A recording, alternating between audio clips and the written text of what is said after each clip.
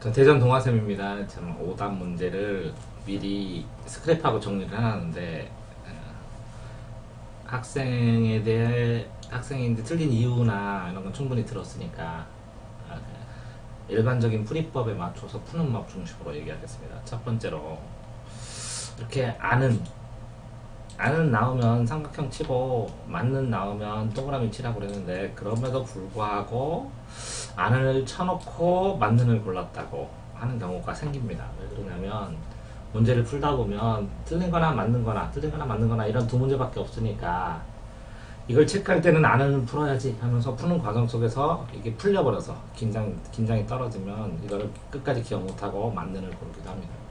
근데 문제는 이렇게 아는 것을 만으로 골랐을 때 1, 2, 3, 4가 5가 틀린 거는 하나밖에 없는데도 불구하고 맞는 걸 골라야 되니까 맞는 게 4개나 됩니다. 예를 들어서 3번이 답이라면 이렇게 4개. 그러니까 이게 답인 것 같기도 하고 이게 답인 것 같고 이게 답인 것 같기도 하고 이렇게 혼란스럽습니다. 이렇게. 그래서 갑자기 난이도가 올라갑니다. 그러니까 갑자기 이게 문제가 난이도가 되게 엄청 높다라고 할 때는 다시 한번 아는 것이냐 맞는 것이냐를 확인하는 게 첫 번째 작업입니다. 왜 그러냐면 당연히 아는 것은 하나밖에 없는데 맞는 게 4개나 됐는데 맞는 걸 고르라니까 이것도 맞는 것 같고 이것도 맞는 것 같고 이것도 맞는 것 같고 이거는 모르는 거고 이런 식으로 발생을 하기 때문에 아는 것을 맞는 것으로 고를 때는 난이도가 엄청나게 올라간다고요.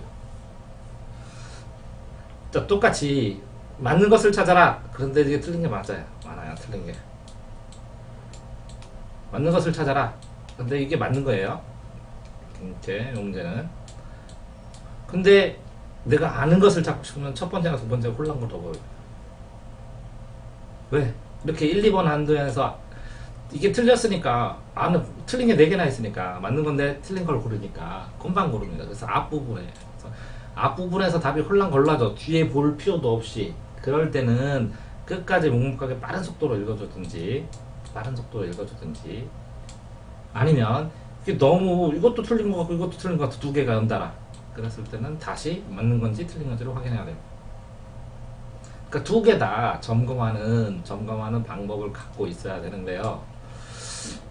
완벽하게 통달해서 이걸 선택지를 비교를 하게 되면 그게 없어지게 됩니다. 왜 그러냐면 이 문제를 읽지 않더라도 이렇게 4개 중에서 이거 하나만 틀린 것 같고 4개 맞는 게 더 대세고 이게 틀린 것 같은 느낌이 들기 때문에 선택지 비교를 하면 요거를 굳이 체크를 하지 않더라도 자연스럽게 맞는 거나 틀린 거라는 걸 문제에서 알 수가 있는데 특정 문제 같은 거는 하나하나 본문에서 일일이 다 팩트를 찾아서 본문에서 찾아서 체크를 하는 경우에는 맞는 거냐 틀리는 거냐 라는 거에 따라서 찾기가 어려워진다 힘든다 아니면 그 문제를 구분할 수 없다라는 현상도 발생하기 때문에 어쨌든 체크를 해야죠.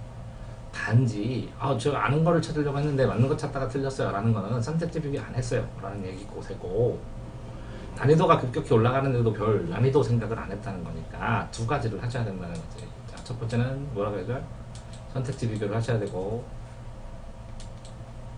두 번째는 뭐라고? 문제의 문제를 풀고 이게 항상 상중하 9등급을 했을 때 상상 뭐라고요? 1에서 9등급 상상, 상중, 상하 중상, 중중, 중하 이렇게 구분하는 거를 연습을 하셔야 되는데 그게 연습이 되면 좋아요. 왜 그러냐면 쉬운 건 빨리 풀고 어려운 걸 천천히 풀고 시간 조절을 할 수 있기 때문에 이 연습까지 하기는 좀 쉽지 않지만 이것까지 하셔야 된다고 고수가 되려면 이해됐죠? 자, 그러니까 문제풀이 방식만 조금 점검을 해도 이런 실수를 안 한다고. 두 번째 니은 분류형이라는 게 뭐냐면 이 선택지 1, 2, 3, 4에 니은, 디귿이 말이 다 써 있습니다. 계속 니은은 이런 내용 그래서 니은을 동그라미 치고 디귿을 이렇게 세모를 다 쳐서 뭐 문장이 길기도 하고 그러니까 이 니은을 쭈루룩 비교하면 이 한 줄만 틀립니다. 이게 바뀌어 있을 가능성도 많고 이게 바뀌어 있을 가능성이 제일 크고요. 문제에서 요 정보들 왜 그러냐면 4개 남았잖아요. 틀린 거 찾아야 되는데 4가지가 맞으니까 여기에 있는 것들로 니은의 특성들을 완전히 이해할 수가 있는 경우가 발생해요. 그런 경우가 발생을 하기 때문에 틀린 걸 요거 한 개만 찾아야 되니까 이 틀린 거 한 개를 찾는 것들이 요것들이 다 힌트가 되는데 이렇게 하나씩 니은 여기서 찾고 디귿 찾고 니은 찾고 디귿 찾고 하는 상황에서는 이 힌트를 활용할 수가 없어요. 그러니까 힌트를 활용하면 불유형으로 풀어줘야 돼요. 문제 내는 스타일에서 이런 게 꼭 하나씩 있죠. 자, 다음.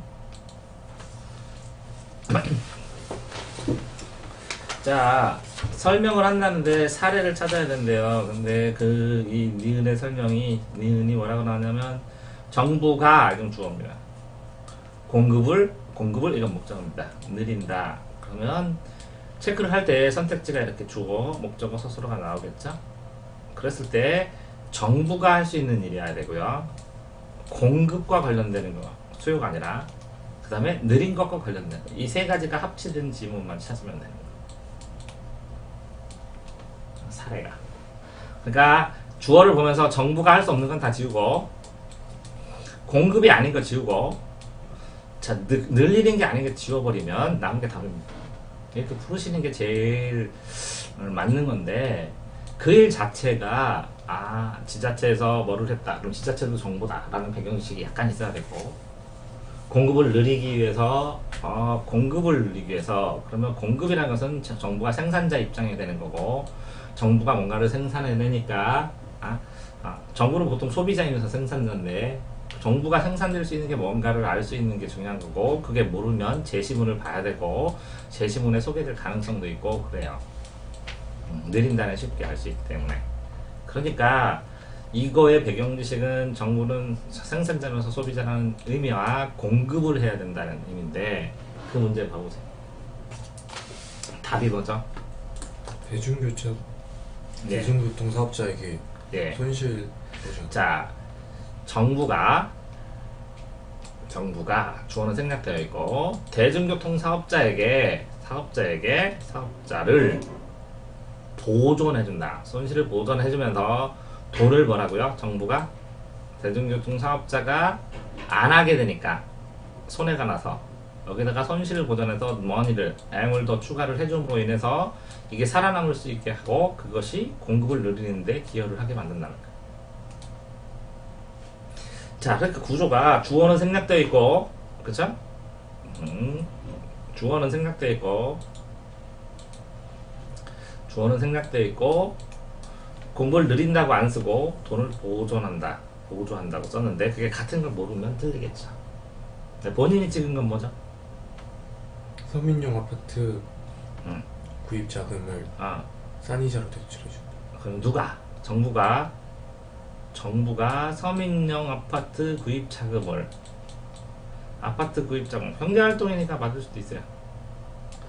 그런 다음에 싼 이자로 대출해준다. 그러면 정부가 그걸 하나?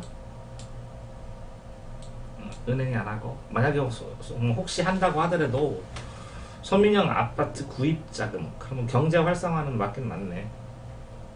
그치? 근데 정부가 어떤 공급을 늘려? 그럼 이 니은 주변에 주변에 있는 정보를 더 취합해야겠네. 니은 앞에 니은만 끝나는 게 아니라 니은 앞에는 뭐로 돼 있죠? 그러니까 이 공급에 대해서 뭐라고 써 있는? 최고 가격제 실시할 경우 가격 조절을 해준 거네. 네, 독과점을 형성하고 있던 공급자는 수익이 줄어 공급을 줄이고 자, 그래서 공급을 수익이 줄으니까 그걸 보조해 준다고. 그러니까 앞에 있는 그거랑 요거랑 똑같은 거네. 그 사람이 줄은 거를 채워주는 의미. 그래서 공급을 유지한다. 공급을 늘린다. 그러니까 이 앞뒤를 이렇게 밑줄 친 거는 자, 다시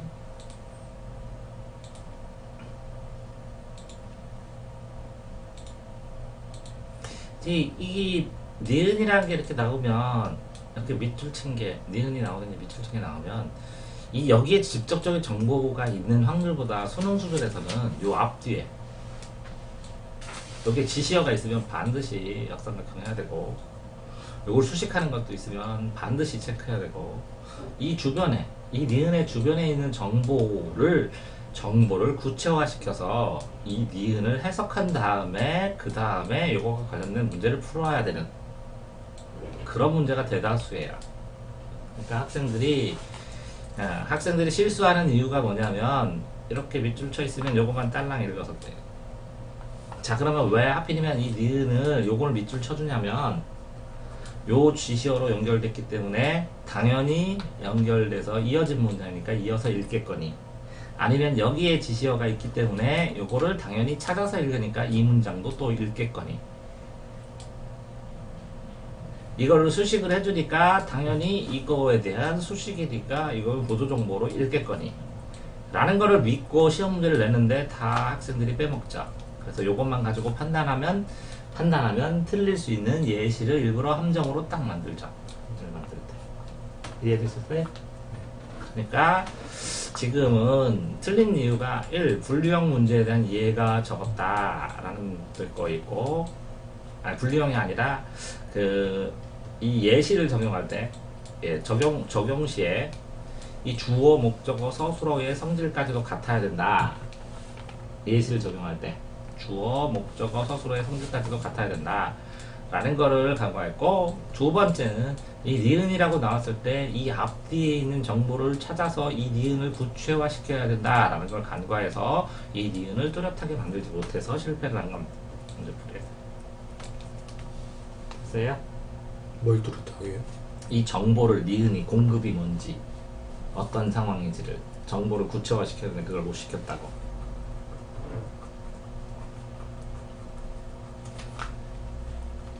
자, 다음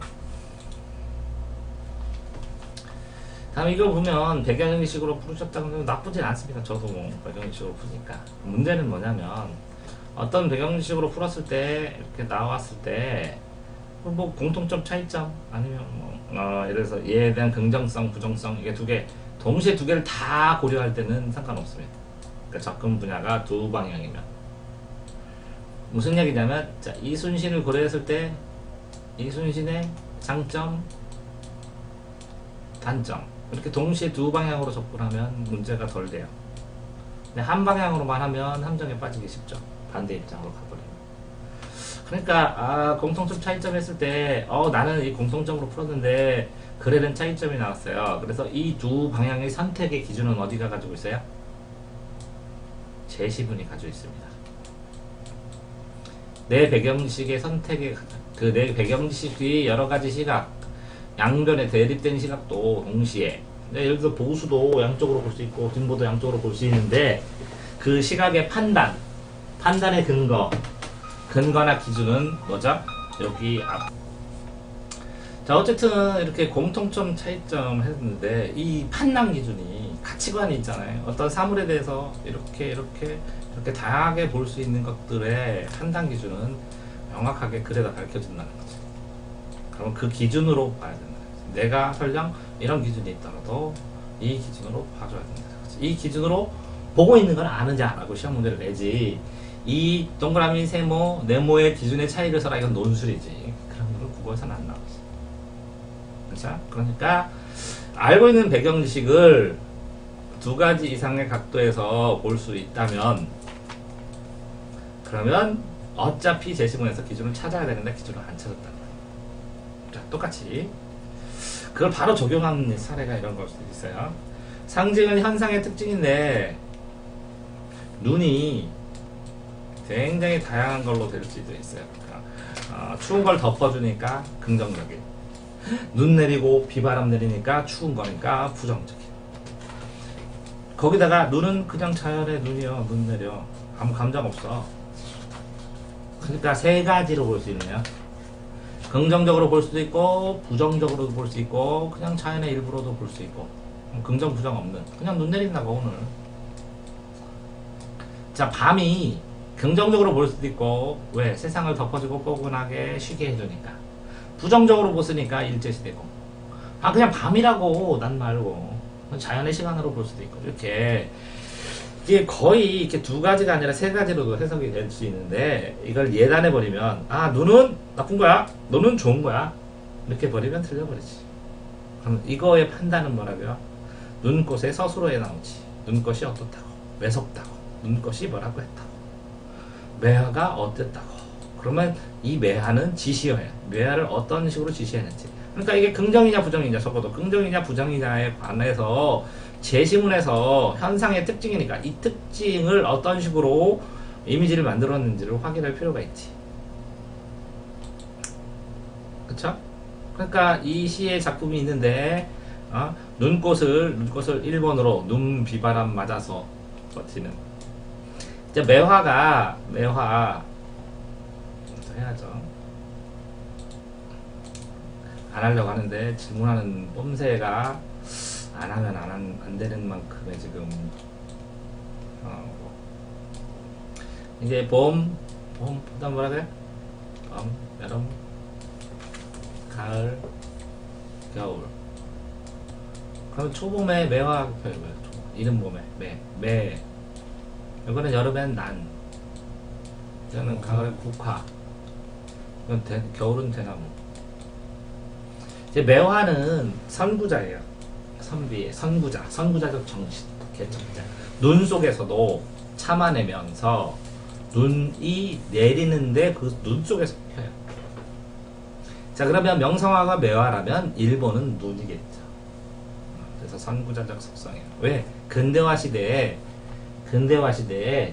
개화를 위해서 여러 가지 역할을 했다고 평가를 한다면, 그래서 매화로 적당하게 했을지도 모르겠어요. 자, 난초는 이 바위 위에서 뿌리를 내리면서 이슬을 먹고 푼대. 이슬. 이렇게 난초 칠 때 한 번 치고 1번 이거고요. 2번 이렇게 긁고 3번은 요 가운데를 깔라야 되고 4번 이렇게 다시 1번 치는 게 2번, 그다음에 3번을 가운데를 깔라서 3번, 그다음에 4번, 뭐 5번 치고서 그쪽 뻗어서 꽃 하나 이렇게 난친다고 하는데 어쨌든 순서는 그렇대요. 바위 그리고. 자, 매난 국화는 서리가 내릴 때 고고한 절개라고 해서 오상고절이라고. 오상고절인데 그러면 이거는 뭐라고? 추울 때니까 세한고절이라는 거야. 세한고절. 또 이 난초의 향, 매화의 향기는 암양부동이라고. 어무두울 때 향기가 움직이지 않고 은은하게 멀리 가서 암양부동이라고. 암양부동. 대나무는 고다서 대단하고 마디가 있어서 참아서 대단하고 그 다음에 욕심이 없이 속이 비어 있어서 그래서 대단하다. 이렇게 세 가지를 얘기해요. 듣나요? 곧고 속이 비고 마디가 있어서 참아내고. 마디가 있으면 참았네. 이렇게 사계절이에요. 이거 외에도 여러 가지가 있는데 꽃만 하면 그렇다. 이게 뭐라고요? 사군자. 사군자를 뭘 뜻해요? 선비의 정신. 그러니까 이거 뭐라고요? 선비의 정신을 상징하는 거야. 그 유교 시대의 군자니까 유교 시대의 선비를 상징하는 거야. 조금 더 얘기해서 군자, 이게 뭐 보통 사람은 소인배는 이 작은 사람, 소인배라 그래. 소인배보다 조금 더 큰 사람은 대인이라고 해. 아이고 대인배다. 그죠? 대인보다 좀 잘난 사람 군자라고. 군자 삼락 뭐 이렇게 있죠. 친구가 찾아오면 그 부자娘가 뭐 똘똘한 제자 가르치서 부자娘가 또 하나 뭐 있는데 성인. 성인 아니에요, 성인? 군자 위의 선생의 선생. 이왕 선생, 이 선생. 대단하지. 이 선생은 지금 가르치는 먼저 태어난 사람, 선배인 인생 하면서 가르치는 학교 선생 이런 게 아니라 선생. 그 다음에 성인. 이제 인간 뭐 인격자, 손주사로 이렇게 되는 거. 어쨌든 배경 지식을 아셔야 되고. 자, 꼭두각시를 달인이 하는데 이 제목을 항상 제목을 뭘로 제목은 주제로 들어가는 눈인데 이 제목을 한 문장으로 만드셔야 됩니다. 이 제목이 구절로 되어 있는 게 많다고.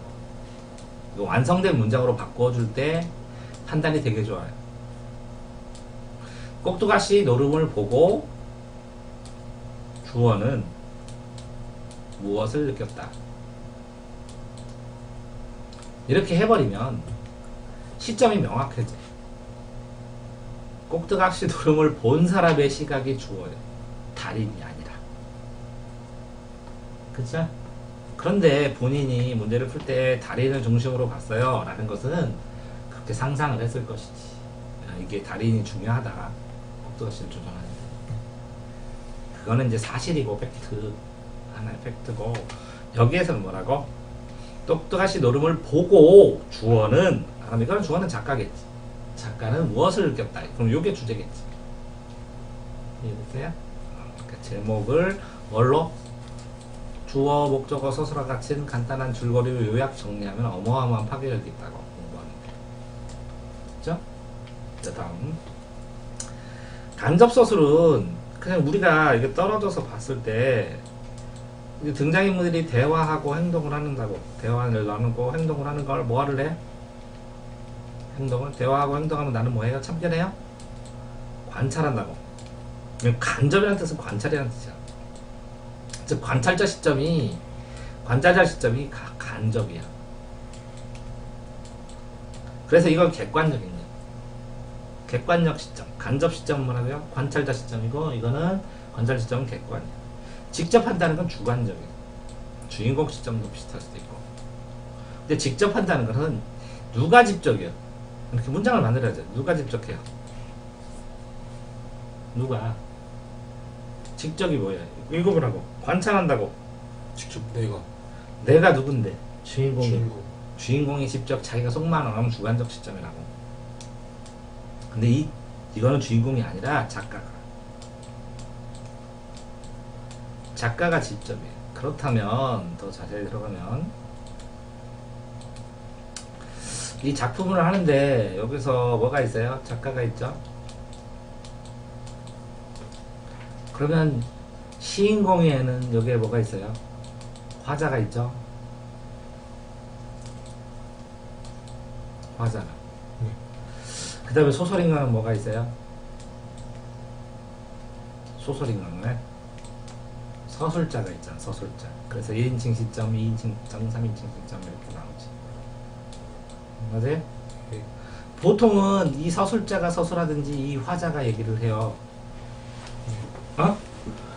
화자가 얘기하고 서술자 얘기하는 거를 독자도 관찰하고 작가도 얘네들을 빌려서, 화자나 서술자를 빌어서 얘게 소년이 될 수도 있고 다른 사람이 될 수도 있으니까 얘네들을 빌어서 간접적으로 어떤 행동이나 이런 걸 써주는데, 이 작가가 여기다 직접 써버려요. 이 당시에는 쌀이 얼마였다. 그래서 사람들은 누구나 다 찢어지게 가난했다. 이렇게. 작가가 직접 서술한다. 이해됐나요? 자, 그러면 작가가 시에 직접 등단하는 건 드물겠죠, 거의. 근데 소설은 왜? 어떤 걸 빠르게 진전시키고 싶을 때, 기를 때. 뭐라고요? 흐름을 엄청 요약하고 싶을 때. 3년이 지났다. 서술자가 얘기한 거예요? 그렇죠.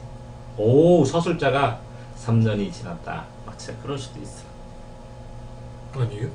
자, 그러면 그 당시에 이렇게 얘기하는 사람은 다 양아치 취급을 받았다. 그거를 보면 뭐냐면 이렇게 흐름이 그냥 서술자가 쓰는 것처럼 객관적으로 쓰다가 여기다가 아이고 흥부 같은 놈은 다 놀부 같은 놈은 전부 다 욕먹어도 뻔하지요? 이렇게 써놨어. 꼭 뭐처럼? 방백처럼. 꼭 뭐처럼? 나레이션처럼. 나레이션은 어디서 나와요? 밖에서. 나레이션. 오, 천장에서 나오죠? 영조 13년에는 가뭄이 심했다. 그러면 왕하고 신하들이 무시하죠? 그러면 방백도 옆에 있는 애들 무시하죠? 안 들은 것처럼 직접 서술도 흐름하고 전혀 달라. 갑자기 뜬금없이 작가가 그 당시에 5월이면 뭐든 세상을 얻은 것 같았다. 이렇게 그 직접 서술한 흔적이 흐름 자체가 조금 미묘하게 다르다고. 이렇게 방백 나레이션처럼 직접 서술 감 좀 잡혀야. 그러니까 직접 서술 된 부분은 보통 아이들한테 그냥 암기하라고. 왜? 내가 작가도 아니고 글도 여러 번 보는 사람도 아니고.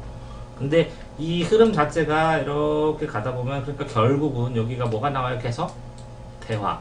대화와 행동은 아니죠, 직접 서술이. 네. 대화 행동이 쭉 나오다가 갑자기 글자들이 쭈루룩 뭉쳐서 써 있는데 여기에 말투가 조금 다른 게 있어. 여기에 그런 경우에 많이 발견돼. 찾는 방법 알겠죠?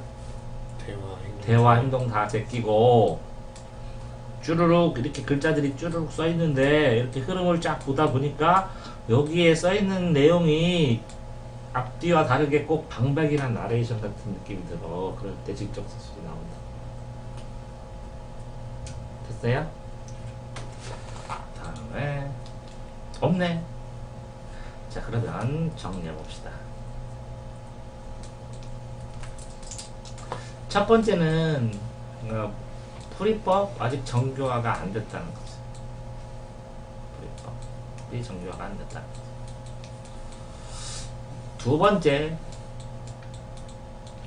본인이 생각을 많이 하고 매경식을 많이 푸는데 이 생각의 근거를 제시문에서 반드시 찾아야 된다는 생각도 덜 한다는 거죠.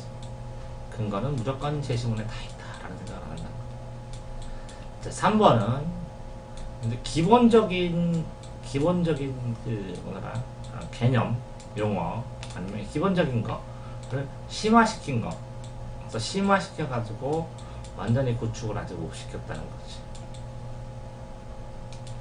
그 다음에 4번. 자, 그렇게 해서 이런 게 안 돼 있는 상황인데 본인이 틀리잖아. 그러면 틀리고 아 이건 실수했어요. 그래서 아직도 이 틀린 거, 그 실수 5개면 서울대에서 연고대까지 다 차이나고 서울대에서 연고대도 다 비껴지고 서성안 들어갔는데, 그러니까 지금 우리는 실수를 정복해야 되는 라인을 도전 중이라는 거예요. 신식이 좀 적어. 그러니까 이걸 100% 퍼펙트하게 끈덕지게 도전 중이라는 그런 생각을 가지려면 이 실수의 종류, 유형을 굉장히 자세히 나눠야 되는데도 불구하고 아니라고 맞는다고 바꿔봤어요. 그래서 왜 그렇게 바꿔봤는지. 그러니까 끊임없이 왜를 한 번, 두 번, 세 번 이상은 해줘야 된다는 거죠. 왜 그렇게 했을까? 그래서 대책이 뭘까? 그래서 대안이 뭘까? 그래서 결론이 뭘까? 해서 본인이 이 왜라는 것에 대한 대안까지 만들고 그 만든 거를 평가를 받으면 빠르게 증전하고, 안 그렇고 내가 동화쌤이 계속 대안을 만들어주게 되면 나랑 대안이 방향성이 다르니까 낯설어서 그걸 또 받아들이는데 시간이 걸리고 그렇게 될 가능성이 커요.